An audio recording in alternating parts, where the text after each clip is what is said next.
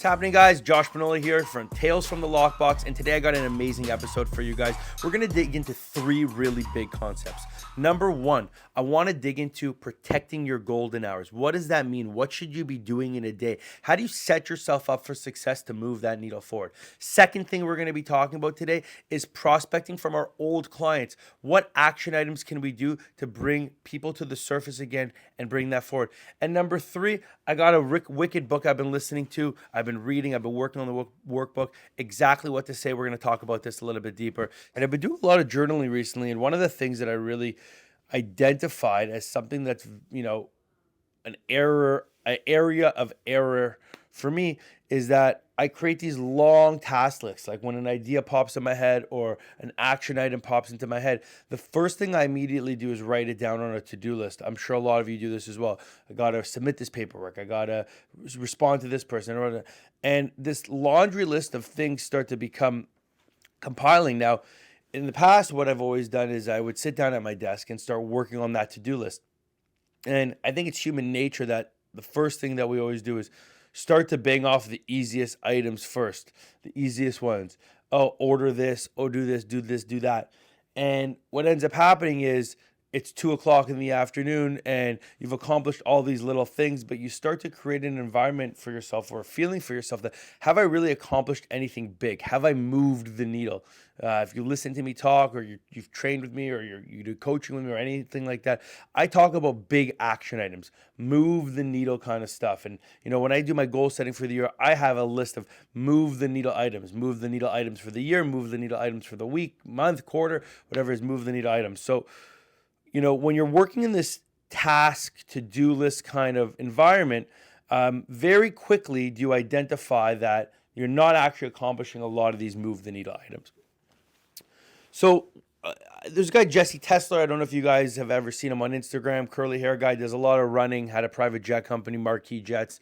Really cool stuff. And I've been listening to a lot that he's got to say. And one of the big things that he says recently that truly, truly resonated me with, and I'll take it down to a personal level before we actually get into the business side of it, is book yourself first.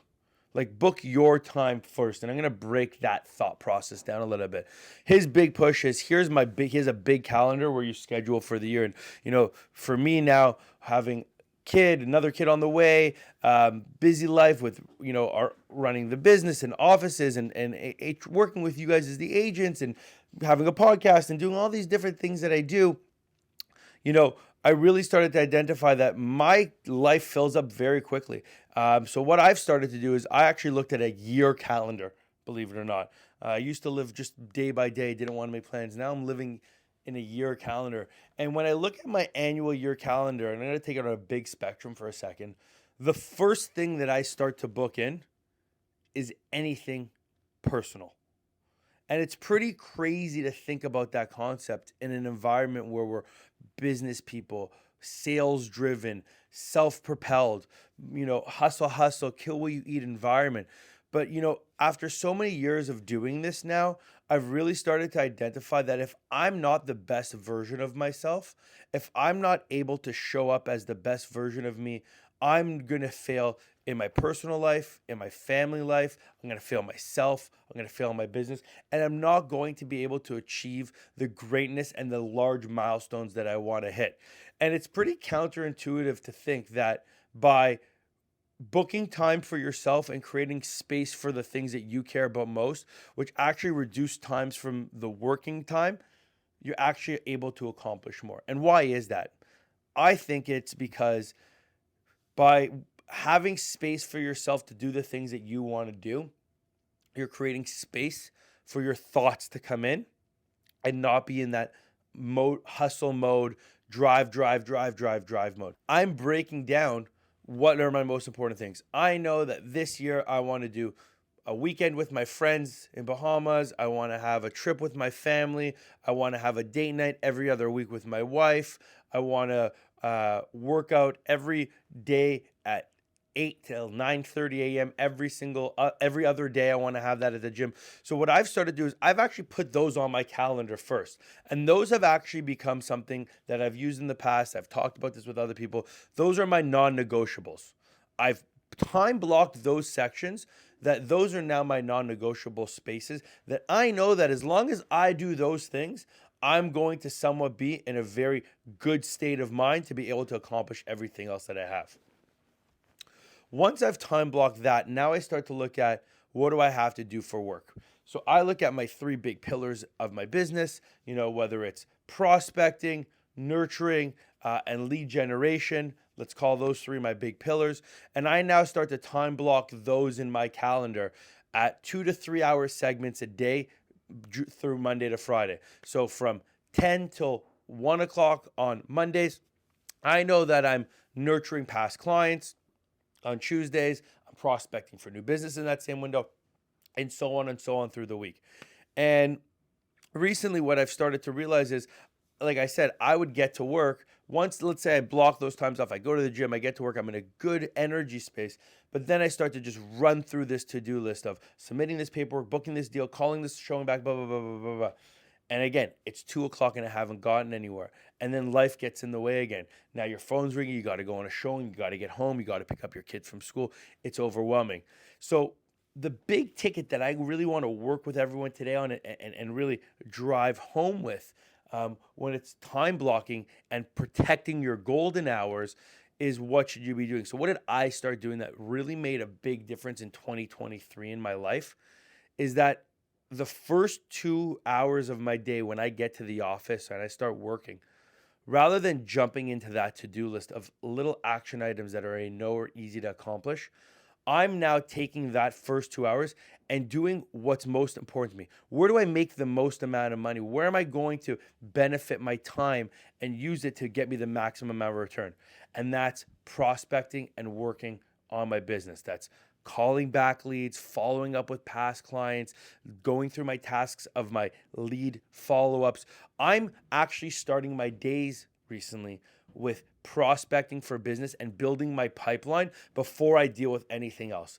And what I started to notice started to happen was that big list of things start to become much easier to accomplish in the second half of the day because I'm not using my strongest energy. When I get to work in the morning, that first 2-3 hours, that's my heaviest energy I have. Like I'm ready to go. I'm freshest. I just worked out. I'm clean. I listened to an audio book. I listened to a little bit of Lil Wayne on the way in. I'm pumped up. Like I'm rocking and rolling. My energy's high.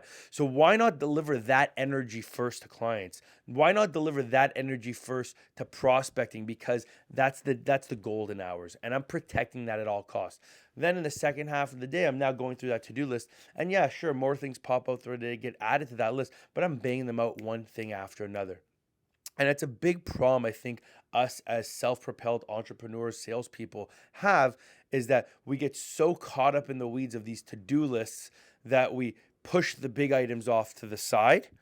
And that actually creates a area, for me at least, an area of resentment that I didn't do what I actually needed to do. Sure, I accomplished the list, but I didn't actually move the needle forward. And that's what I live by, moving that needle forward.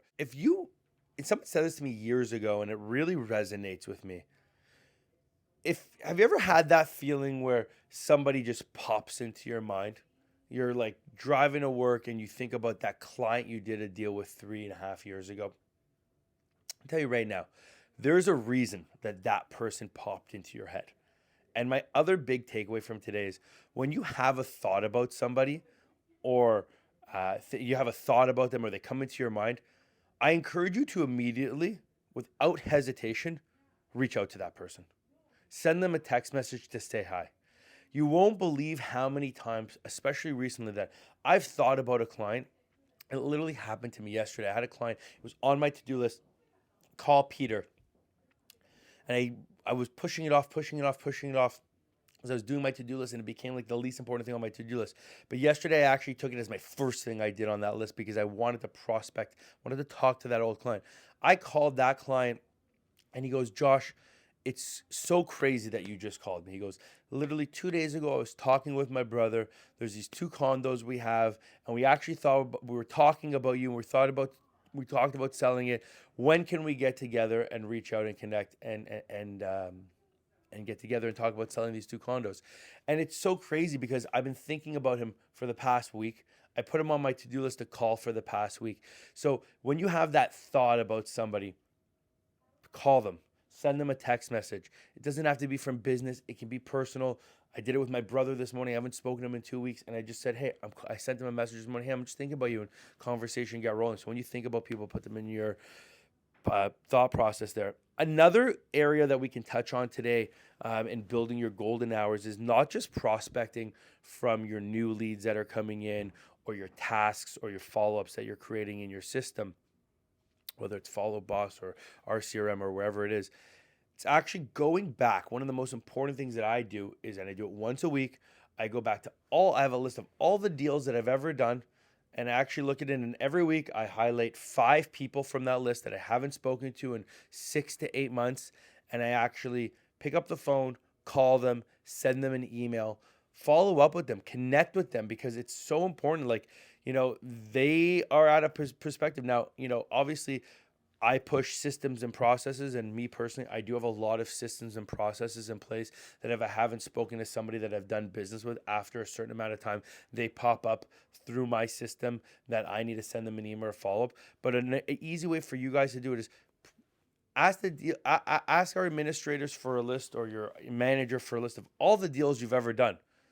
And every week, pick 5 people from that list to go back through and just send them a text message or an email saying, hi, it's been a year and a half since we talked. How's it going? How's life? How's that condo I helped you move into? And you know what? It really works with renters. And I talk about this a lot with our renters. You slave to do a rental deal. So many of our agents, you're slave to do these rental deals to make a $1,200 commission. And it's great.